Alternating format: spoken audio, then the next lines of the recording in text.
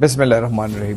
नाज़रीन कराम, पिछले दिनों दहशतगर्दी के वाक़े में चीनी इंजीनियर्स और दीगर एहलकारों की हलाकत का नोटिस वफाकी हुकूमत ने ले लिया है और तारीख में शायद पहली बार पुलिस सर्विसेज ऑफ पाकिस्तान के 4 सीनियर पुलिस अफसरों को मुअत्तल कर दिया गया है। मुअत्तली END रूल्स के कायदा 5 के तहत अमल में लाई गई है।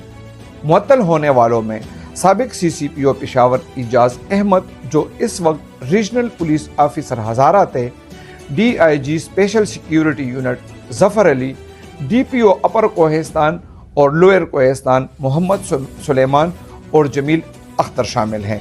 वाज़ेह रहे कि मुताल्लिका रूल में इस मुअत्तली के पस पुश्त किसी कार्रवाई या तहकीकात की वजह ज़रूर होती है।